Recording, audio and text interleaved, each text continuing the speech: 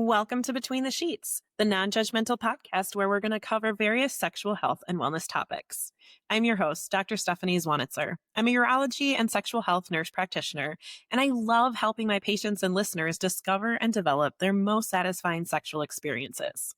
Between the Sheets is here to normalize the conversations about sexual health and cover everything from basic anatomy to the most taboo topics and everything in between. Real talk, real pleasure, one episode at a time. So come on, let's get between the sheets.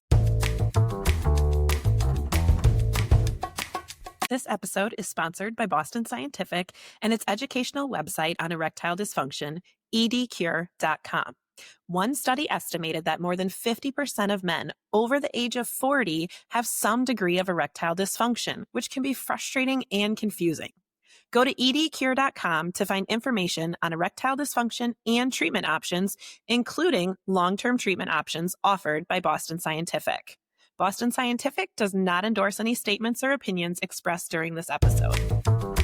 Hey, welcome back to Between the Sheets. We're going to have a fun conversation. We're going to get all into technology and the intersection with sex today. I have a fabulous guest, Janelle, with us. She is a technical product manager. She is also a somatic intimacy educator. She is also an author and writes essays and information on the crossing between technology and sex and all of that connection. She has a fabulous mission that I just love. It's solving the burnout crisis plaguing the wellness and sex education community. I think that's amazing. And just knowing that the future of intimacy is human plus technology, which I also love that's on your site. So welcome and tell me more about yourself. Yeah, thank you so much for having me. Thank you so much for an awesome introduction. So just as you said, I started my career as a engineer doing front end work and a little bit of back end work in the fintech and ed tech space. Front to back work is very different in the sex world. Yeah.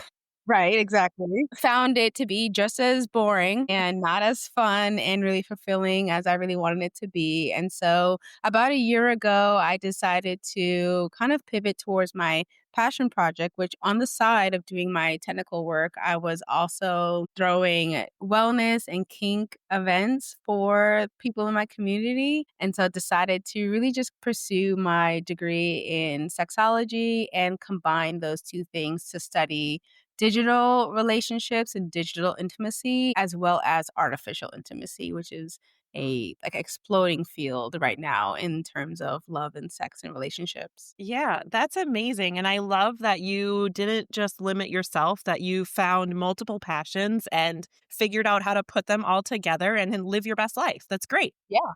Yeah, pretty much. I Awesome. mean, I saw this quote that said, everything you see in the world is just someone's passion project. And so it kind of really resonated with me. Yeah, absolutely. So talk to me a little bit about where you're seeing the intersection of technology and intimacy. Is it different apps and things that you're talking about? Is it toys and products? Talk to me about what that is for you. Yeah. So I would say that we've been in the space of digital intimacy for a little while now. Digital intimacy covers pretty much anything that uses technology to help facilitate our relationship. So that could be anything from dating apps. Instead of, getting introduction through your parents or through your friends or through your colleagues or, anyone that you meet in your physical day-to-day life, we've began to get introduced to our lovers and our forever partners via apps, right? And one of the side effects of our digital intimacy with dating apps has also led for an increase of long distance relationships. And so long distance relationships are also a bit of a form of digital intimacy because we spend a lot of our time connecting over the phone or computer or over any type of technology, really. So I would say that that's kind of a pretty normalized part of what that intersection of intimacy and tech. I would say actually increasingly over the last couple of years, pretty much has been around artificial intimacy, building out relationships with AI, what that might look like and what that might do to the intimacy landscape as a whole. Okay. So is that like developing a personal relationship to an AI bot or something like to that degree? Or is that, okay, that's what you're talking about. Okay. Yeah, exactly. So, Explain more of that. exactly what it sounds Yeah. like. So there's platforms like called Joy AI. It used to be called Eva AI. There's also other platforms like Replica, Characters AI that allow folks to create personas using artificial intelligence and then exchange very intimate and sensual sexual messages between the two to the Okay. point of developing relationships with them. In fact, Interesting. research just came out the other day that said about a third, I want to say about 33% of Gen Z have had some sort of intimate relationship with an AI. And that number is just really increasing, especially as technology gets even more advanced and even more intricate. We, as human beings, we are pre-programmed to respond to empathy shown towards us. We are pre-programmed to respond to, just signals of Hmm. connection. And Yeah. so as technology continues to develop, we'll have a harder and harder time being able to distinguish between the two. My personal theory, not to I know for some folks Yeah. when they hear intimacy, their immediate thought is like, AI is trying to take everything, even my wife. Whereas I think my personal theory is that what will happen is something very similar to what happened with sexuality when it came to expanding amongst kink and any other kind of Mm. alternative lifestyles, which is Mm. there will be a group of people who full heartedly prefer AI relationships. Mhm. I think that would be a minority personally. And then there would be Okay. probably a larger majority of people who listen, the human to human relationship is where they're at, and that's what they prefer. And then there's going to be a kind of a gradient in between Mhm. of folks who date human beings and develop relationships with human beings. And that's even their preference, but they are Mhm. open minded to the idea of getting their intimacy from artificial intelligence. Mhm. And so that it starts to open up those questions of if you do have a relationship with artificial intelligence, does that mean that you're single? And Mm. do you identify with that, with the concept of being single? And if you Mhm. don't, then does that mean you're open to being non monogamous? Like there's this whole kind of like very theoretical Yeah. identity shifting when it comes to artificial intelligence. But yeah, I don't think that it's like everyone's going to start trying to date an AI. I think Mhm. what will really end up looking like is almost like a buddy or some sort of lover, Mhm. especially for those who are in between relationships. Sure. Yeah, or I'm thinking of, like, when I first hear this, it's kinda like, "That's weird," right? Because it's new and it's Yeah. different. It's not weird, it's just different, and I start to think about, well, we used to have phone sex operators, right? And you didn't know them, and you would call and talk to them. So how is that really any different than having a computer talk back to you? And Mhm. especially if it's one that you get to create the personality and their attributes that you're looking for in a person anyways. Now you're like modeling a person that you really want to spend time with and be intimate with. So I like that for that. Mhm. I get what you're saying about, the crossover of if you're in a relationship or not with the AI. And Mhm. then also, my brain goes to if you are in a relationship with a human and you Mhm. explore AI, Yeah. and now is that cheating or is Yep. that allowing you to stay monogamous without Mhm. stepping out? So yeah, it's very fascinating. Like, I love this conversation. Milo is all up in our business I know, tonight. that's okay. Uh, as he just, he hasn't had enough snuggles apparently today, and he just needs to be all up in our business. Yeah. Well, But, that brings me to the other, I guess, one of the points that is distinct about, I guess, human and AI relationships is that physical component, right? mhm, That cuddles. And yeah. so my general perspective when it comes to that is at the end of the day, we're still human, right? Mhm. And so we do still need that physical, energetic presence of another human Yeah. being. But just as there is a spectrum of the type Mhm. of physical intimacy you can have with a lover and with Mhm. other people, I think that for those who may particularly maybe prefer AI relationships or those who just, have them even if Mhm. it's not as a preference, that they will need to go and get their physical connection in other Mhm. places. Sure. Um, Yeah. and so that might look something like having more physical connection, cuddles with friends, so platonic Mhm. friends. There are spaces called like cuddle spaces. There are cuddle professionals. So I Mhm. can absolutely see cuddle professionals getting a massive boost in sales coming up in the Yeah. next couple of years. And then also just broadly speaking, sex workers as a whole. Mhm. And then I can also, again, like I said, see folks who do want that AI relationship, but then also still want the physical. And so they will go and get that physical. And then back to our point about like, what does that look like? Are you cheating? Are you not Mhm. monogamous? Are you like, how do you really contend with the presence of AI in that relationship? I actually just read this article that talks about, and I can actually, I'm happy to send it to you, but it Be talks great. about very specifically women and their AI boyfriends. I think a lot of times we Mm. talk about this and it's like AI girlfriend, it's very like Yeah. man versus like digital girl. But Yeah. there is a vast amount of women who are also participating in this as well. And Hmm. so the one of the women in the article was talking about how she has a husband, her husband knows about the AI and he's okay with it, and that's how and Yeah. she still, from a self-identity purpose, identifies herself as monogamous. Okay.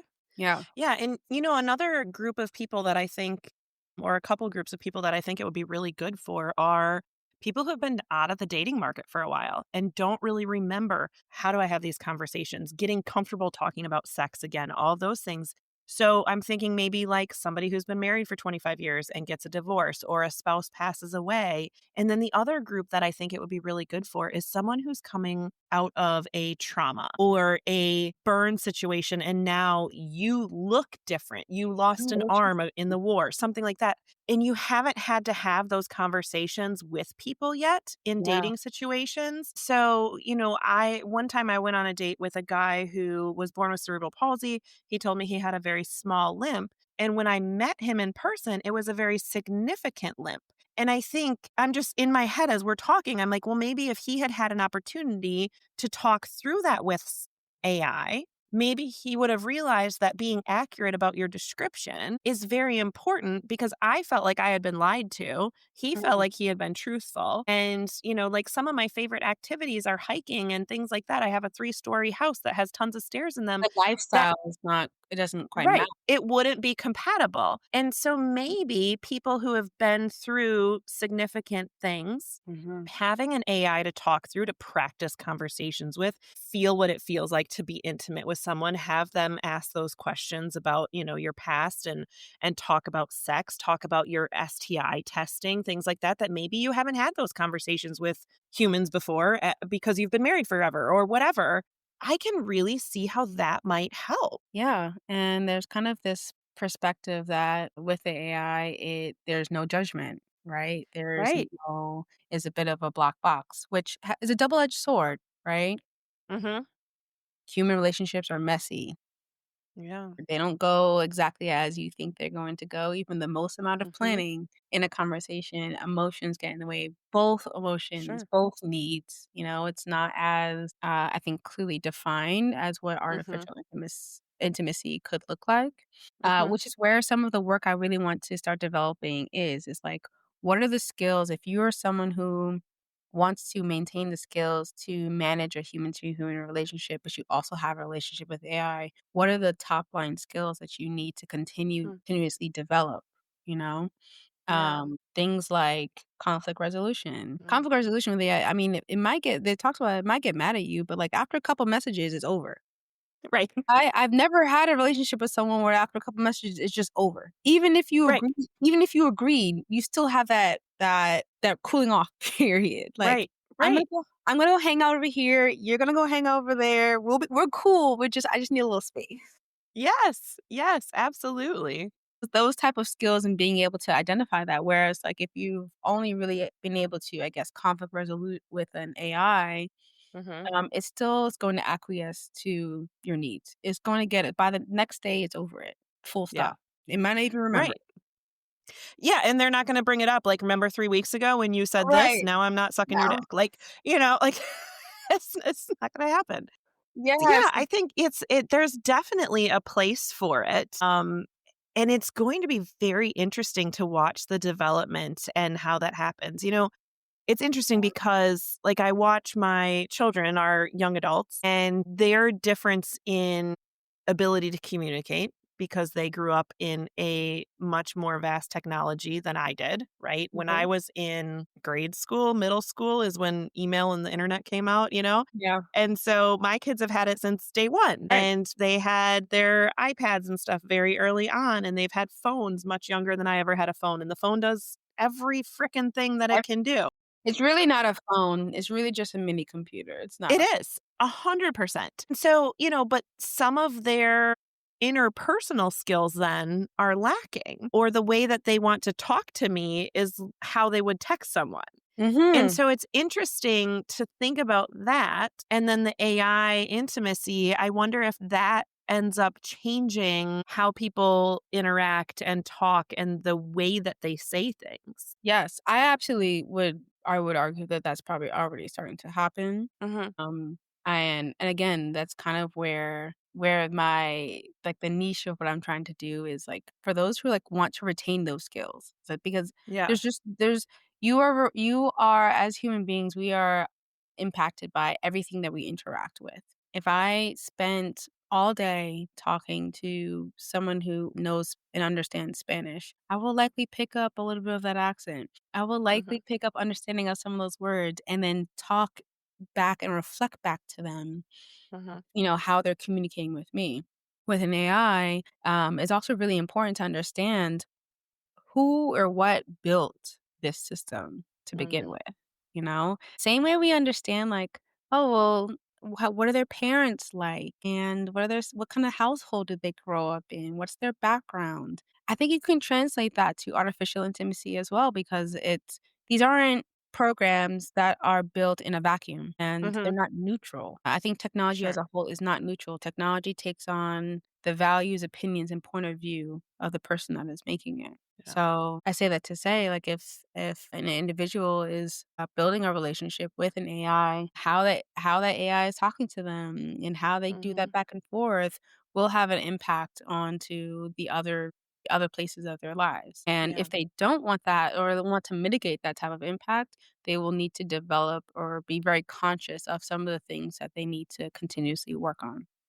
Mhm. Wow, that's so fascinating. I love that. And I Yes. think, I'm sitting here thinking about different people that could really benefit from this. I mean, all of us could to some degree and in some way, right? But I think too, when you're ready to explore different types of relationships, or maybe you're realizing that, you've mostly been heterosexual and maybe there is some inclination to a different, whether Yeah. it's bisexual or homosexual, whatever, or open relationships and you want to try and have multiple people but you're not really quite sure because there's jealousy and all those kinds of things. Yeah. Which is on another episode. You guys can go watch that one. But that's, I can see kind of playing with this and getting some ideas and some sense of whether or not this is the right way for you or whatever before you're really interacting with live humans. Like maybe you do interact with two different AIs and you see, what does it feel like to have two quote unquote partners at the same time? How do I feel? How does that make, like, How do and you you're spend your not time? right, How do you spend right. your How time? do you Because balance that stop. out? But Yeah. there's only 24 hours in the day. Yes. If you And you gotta spend work, and you gotta eat, and you You have gotta to sleep. work and you have to eat and you have to do laundry. And so as a woman who is non-monogamous, that was one of the biggest lessons that I learned in my non-monogamous journey was that I could not be everywhere all at once. And I still had Yes. like things to do in my own day-to-day life that I couldn't just pick up 5 boyfriends. Right. and Doggone it.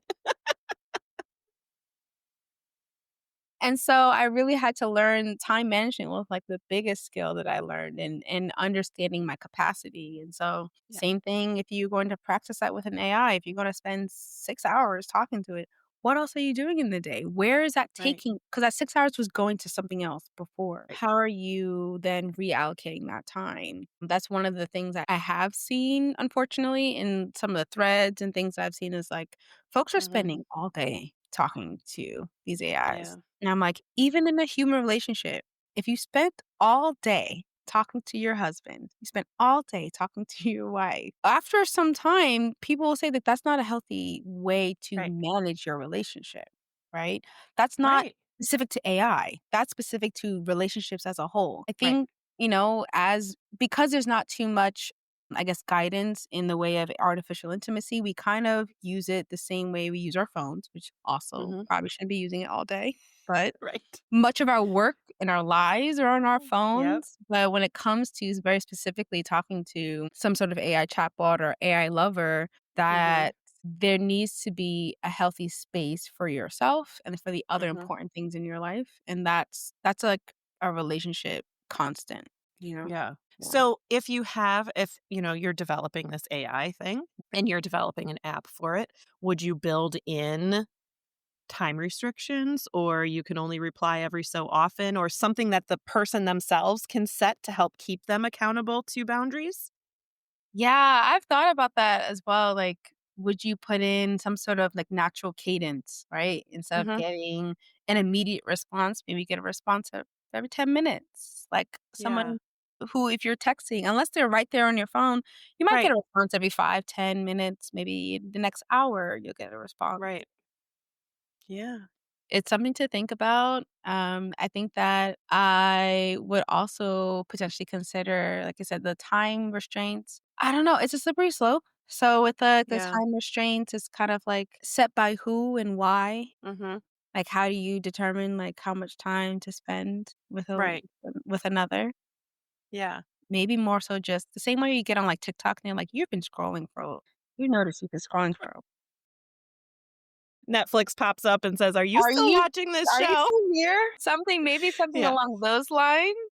Yeah. So again, that's something to consider, and it goes back to who is building these applications. Why are they Mhm. building these applications? That's also if you because there's different platforms. There's Replica, there's Character, there's Joy AI. I believe Joy AI has um quite a bit of sexologists or at least professionals on staff, which is Okay. good. Yeah. I know that I think Elon Musk just came out with his own, and I was like, I don't Okay. know if you want to trust Elon Musk. I'll leave that up to each of you listeners. Oh no, I personally would not recommend. But So, when you're interacting with these AI bots, mhm. can you FaceTime with them, or is it all like texting? You can FaceTime with them. You do build up for some of them. I think Okay.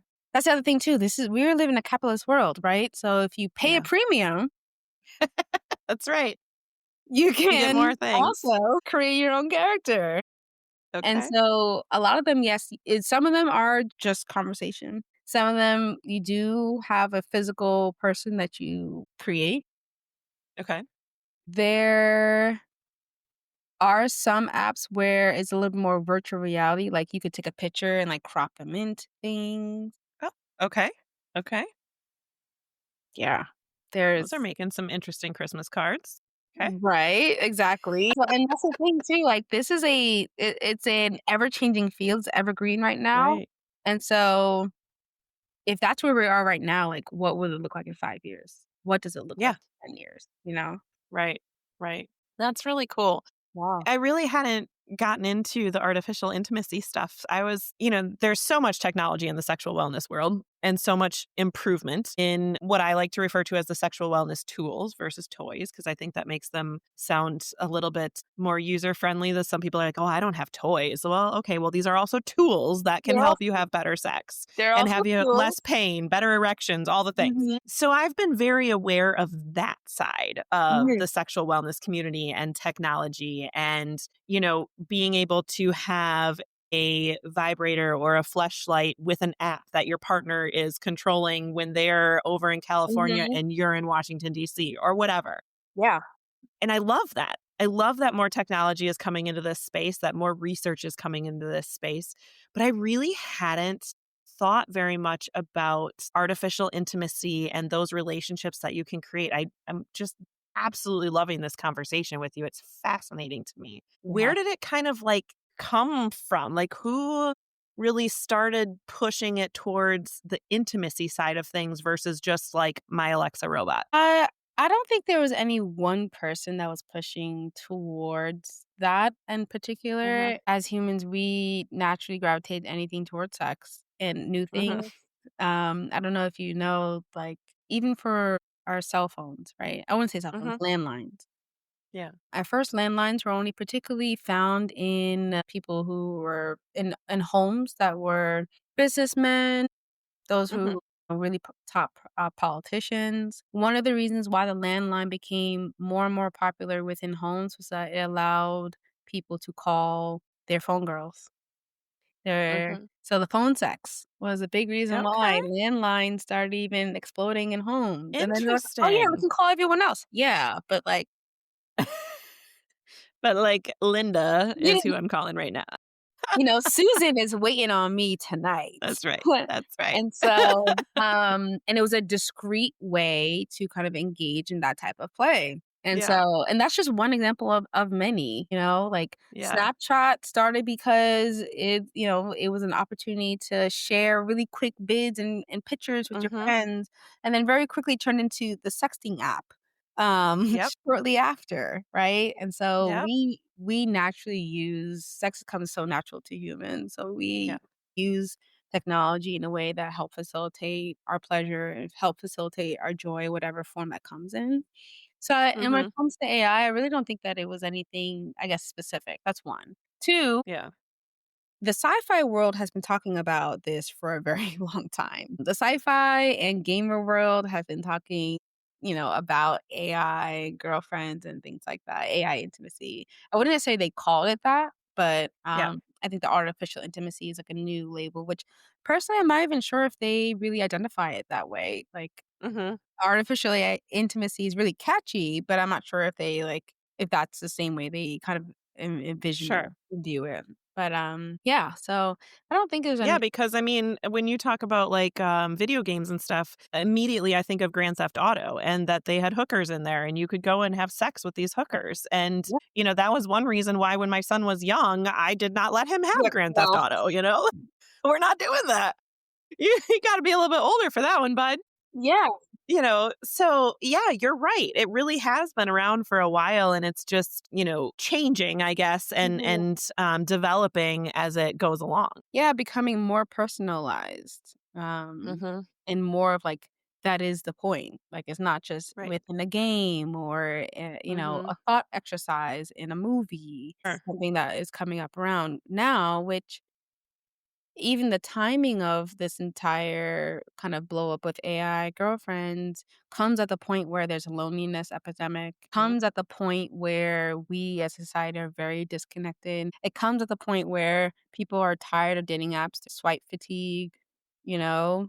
And so there's this dichotomy of some people like, cool, I'm tired of the dating apps, I'm tired of the Mhm. swiping. I'm gonna go backwards. I'm gonna go ask my friend to introduce me to their friend and see if that works, or I'm just gonna Mhm. go out to a bar. And then there are some people who are like, "Well, I already did that, or I'm not comfortable doing that, so I'm gonna go over Mhm. here, and I'm gonna go to the AI intimacy Mhm. piece." Even Joy AI, just had a billboard in Times Square, very directly targeting dating apps. It had, like, a Okay. thumb, and it was, like, all wrapped up, like, bruised thumb. Yeah. It's, like, tired of swiping. Yeah. Yeah, and it said join Joy AI. And that's how I ended up finding it. I was like, "Huh." Okay. I was thinking, "Oh, new dating app. Okay, Yeah. cool." I pulled it up and I was like, "This isn't a dating." Oh, Oh. And they have a billboard in Times Square. that's awesome. Yeah. Yeah. And I really, I've done episodes on here about the shame revolving around sex and how we live in a purity culture and things like that. And that too. Anytime there's this movement to get sex out to be a normal, shame-free, non-judgmental part of the conversation, I'm all for it. I don't care whether it's my cup of tea or not. I am all Mhm, for getting the dialogue out there and talking about it. And I think that's the only way to get people more comfortable with sex and pleasure. We talk about sex to procreate, we talk about sex to please our partner, but it's also about our pleasure. And I think what you're saying with this AI is really getting to live that pleasure and getting to, figure out, how do you like to be talked to? How do you like to talk to this person? What feels good, what doesn't, without any of the shame and guilt and judgment that you might get from a partner. I Yeah. love that. Yeah, exactly. And then ideally, you would take it to a partner. And if Mhm, not, then, it opens up that question going back to, well, then how are you servicing your own human needs? Because mhm, again, you're not an AI. You still need right. water. And I kind of compare it as like the electric car versus, Mhm, you know, gas car, right? yeah. They're both still cars, they just need different things, right? Mhm, So, as a human being, if you're someone that needs that physical touch, physical intimacy, are you getting it through a massage therapist? Are you going to mm, a cuddle specialist? How are you finding it in other yeah, ways, right? And, the average person, we're in the sexuality field, so we hear about these things. The average person is not necessarily thinking that. At best, they might right. think of, "I'm gonna get a stripper," or I'm gonna get Right. some sort of other sex worker. But there's very specific, niches within the sexology field that caters very specifically to physical intimacy that's not Mhm, sex. yes. And so I'm very interested to see how those 2 kind of coincide and Yeah. really hope that the messaging around it becomes, "How do we make this healthy?" and not just, Mhm, "How do we get rid of this?" Because usually the yeah, immediate reaction is, "This is weird, this is crazy, this is coming for all of our human relationships, and let's get rid of it immediately." It's yes. what happened with kink, it's what happened with non-monogamy, Mhm, and even then, people are still fighting that fight slowly. At least yep, we're not being, clinically diagnosed, and right, that's the other thing too, is that I think folks it ends up in that space of, like, should we clinically are these people insane? Should we clinically right, diagnose them, for talking to, a non-human, let's talk inanimate object, right, you know? right, right. And Well, it's so not as bad. I did see a commercial for a show coming up where a woman is in a relationship with a carnival ride. So I feel like this is an improvement over that, whereas that may be a clinical diagnosis. This not necessarily. not necessarily, though, again, so I've seen some back and forth on the interwebs. I mean, the internet is Yeah. not always I would say, the kindest place Yes. to be. Yes. Absolutely. But Absolutely. as a professional who's, like, studying this information, both on the technology side, which was why Mhm. I'm really glad I study engineering. Back then, I wasn't really Yeah. studying engineering. Yeah. Yeah. But now understanding the technology side of it and then also coming in now with, like, a understanding of sex and relationship, I'm like, I Mhm.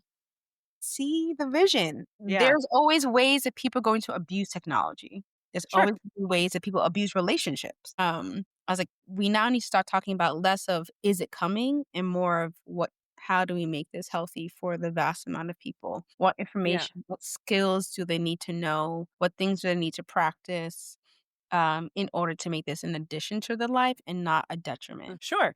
Because it's not all good or all bad. Yeah. It's a good and bad, just like anything in life. I mean, you can't go have 27 donuts in a day and be healthy. You might be Yeah. able to have one here and there, right? So, it's not all good or bad. And I think there's a spectrum there of where you can find, a healthy balance and things like that. But it's such a fascinating field. Mhm. It is. It really, really is. I'm glad to be kinda coming into the field now in this perspective Hmm. and in this time to really kind of hone in on a new type of connection, which is Hmm. fascinating. Yeah. And I've always loved the idea that two things can be true at the same time. Mhm. This can be not for you and it's still okay. It's can be for you and not for your partner, or it can be for you and not something else.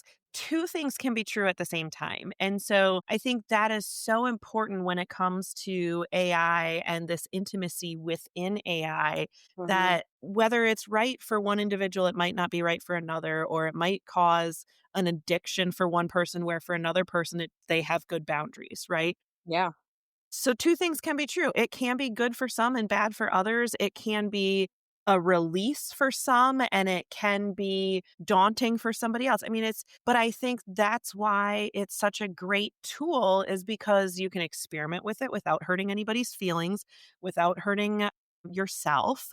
You just kind of play with it and see. And if it's for you, awesome. Play with it. Go Yeah, all in. Have your all fun. in. And if it's not, say, okay, this isn't for me, but that doesn't mean it's bad. It doesn't mean it's weird. And it doesn't mean it's not right for somebody else. Yep.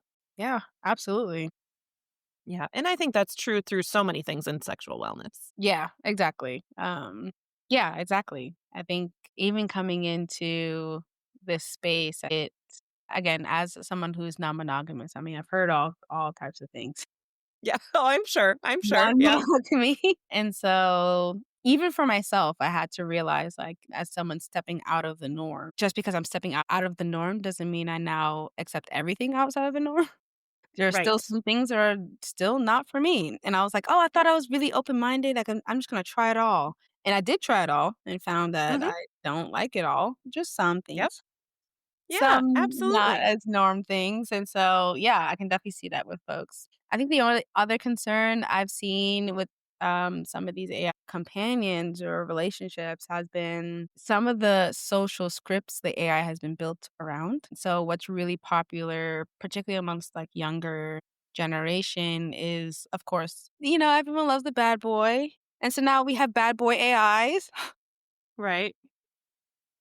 And so it just to me, all I saw was like, it's the same conditioning all over again. How is this any different Right. than these romance novels? And we read them Hmm. and we think that's how relationships are going to go until you have the bad boy in college and you're like, that was the worst 2 years of my life, Right. Right. you Yeah. know? You mean my gardener doesn't just come in and make me his Right. whatever? He doesn't I take don't me in have the a hot greenhouse? pool. I don't have a hot pool boy I can like Google that and like Right? objectify. The UPS man just delivered a package and didn't come in for my package? Like, what? Exactly. So, yeah, I see folks who are, like, condemning it, I'm like, Mhm. this is if we had better scripts, if we had the key sex education, Yes. Yes. if we had those things and these things wouldn't feel so scary, Right. it would just be an example of maybe what not to do, or this is not real life. This might be okay here in a creative Mhm. outlet here, but that's not real life, or, or that's not kink. I know a lot of people Yeah. kind of bring that into the bad boy is just kink, and I'm Mhm. also not one to one either. Right. Right.